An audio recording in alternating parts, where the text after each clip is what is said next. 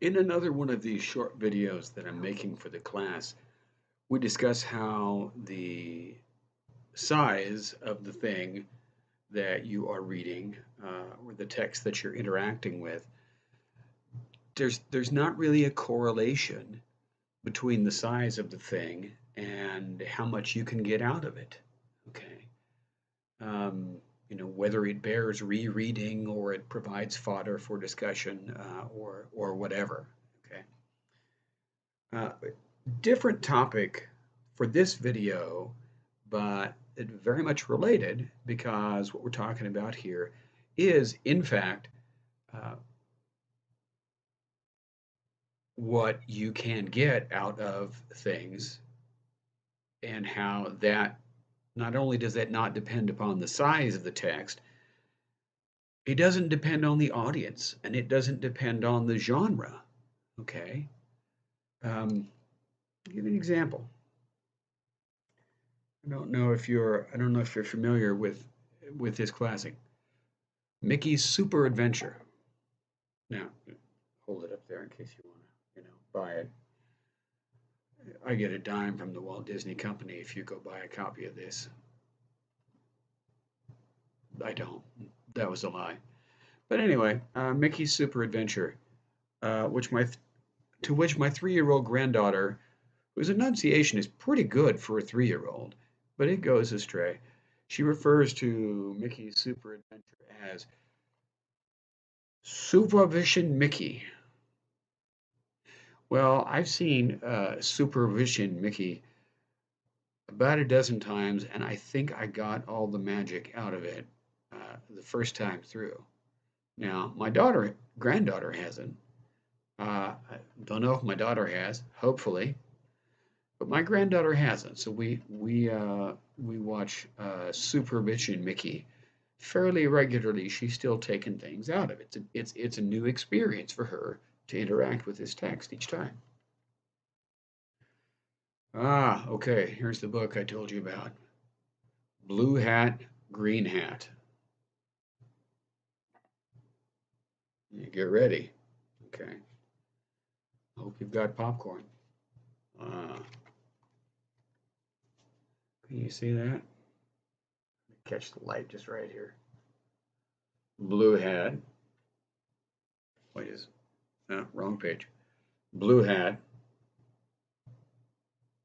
Green Hat, Red Hat.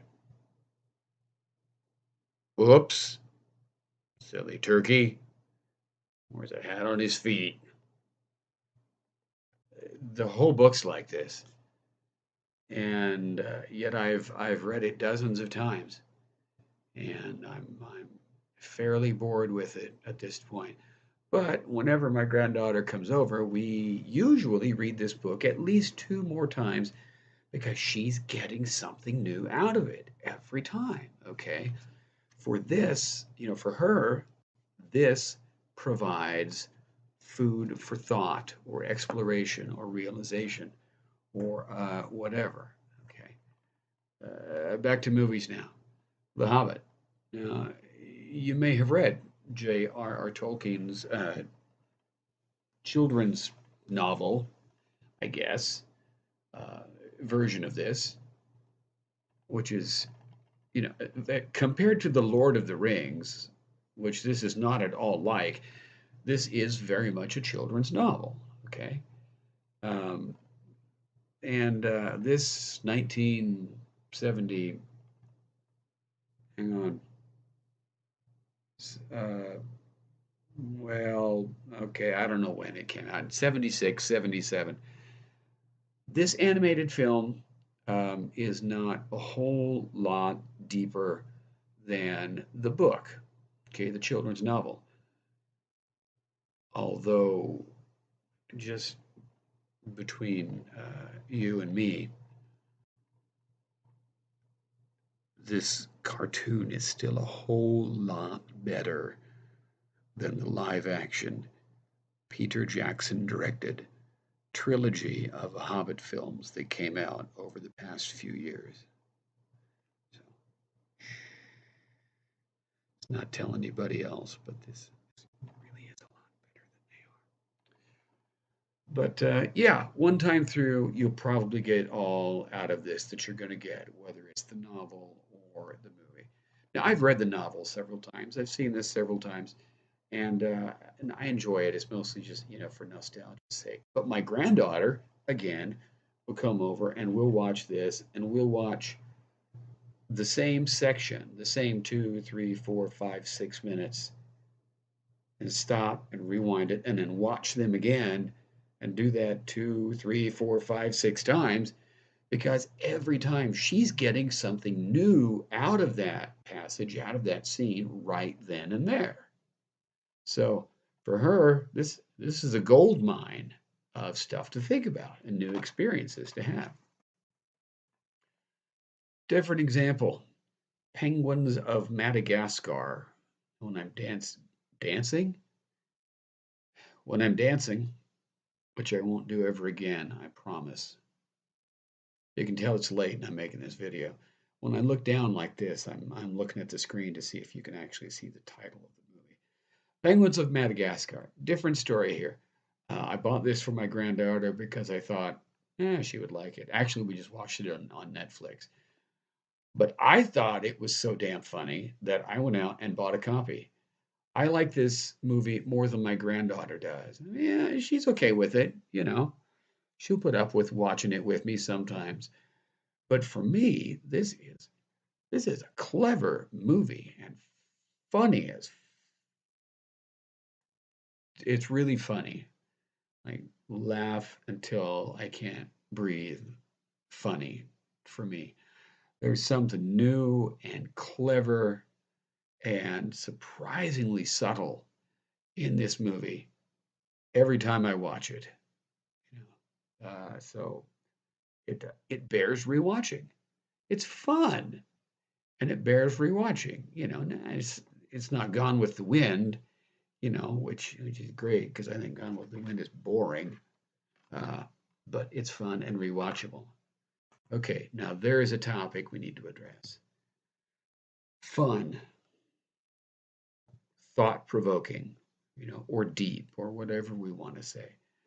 Fun and deep are not contrary to each other. Okay, they can coexist in one work of literature, and often do. Maybe not often enough, but they do. A thing can be fun and it can be deep at the same time. Okay, so we looked at a bunch of things that are intended for kids, but some of them are, at least one of them, is deep enough that adults can get some serious enjoyment out of it as well. Now we're on to adult movies. Deadpool. If you've seen this, it's a thoroughly adult movie. Okay. I watched it. I laughed. I liked it.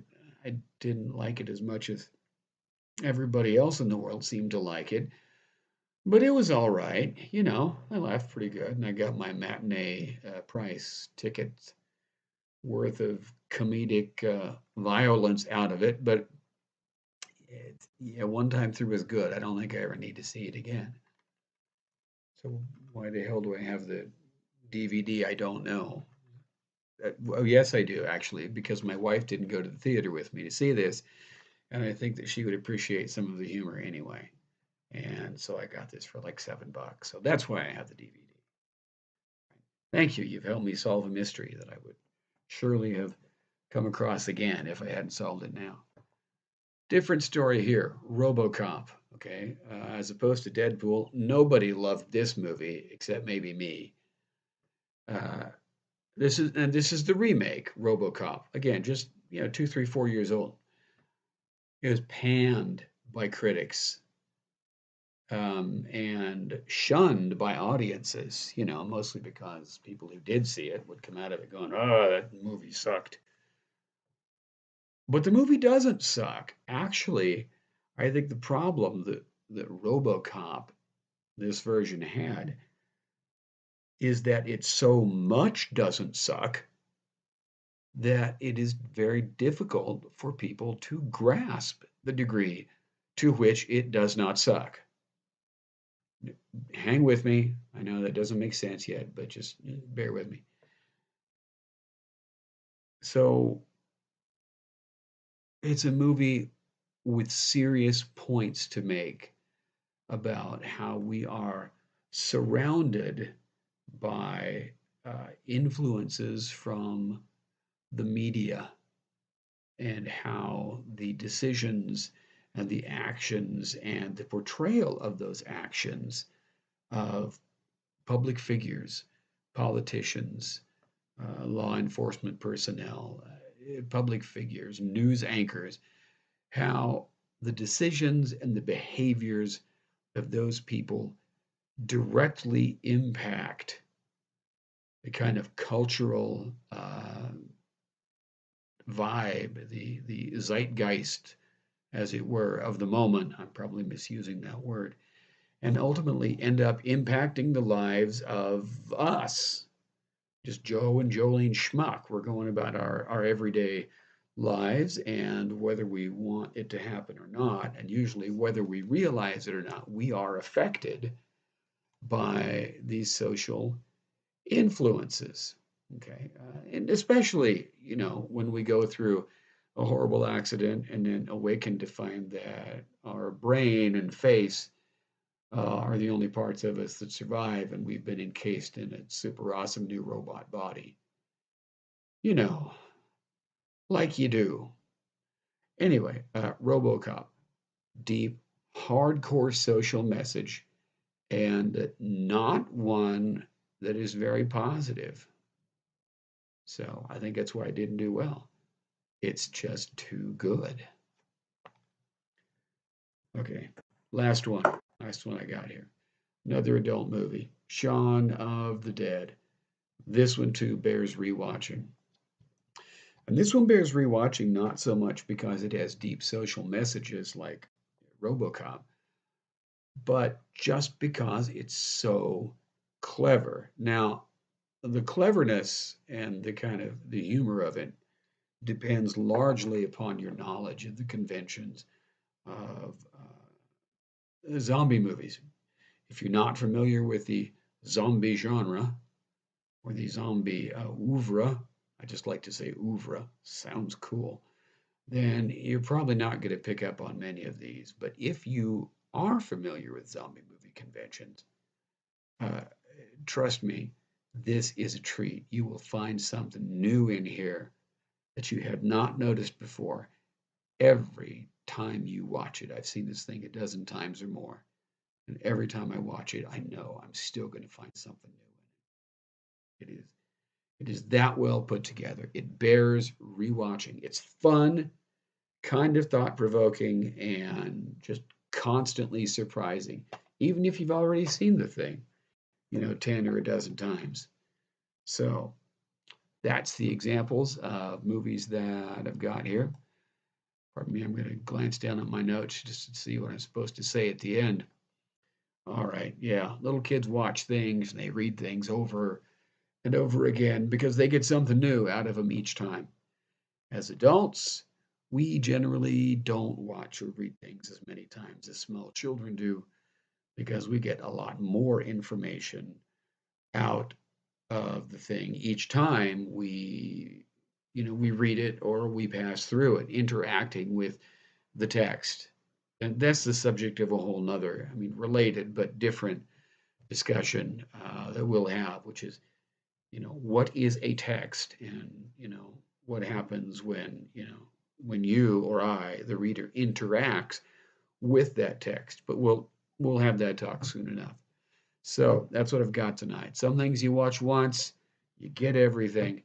Other things it'll take multiple times. And since this is a college level literature course, probably literature with a capital L in script, we are mostly going to focus on things that we can benefit from when reading them multiple times.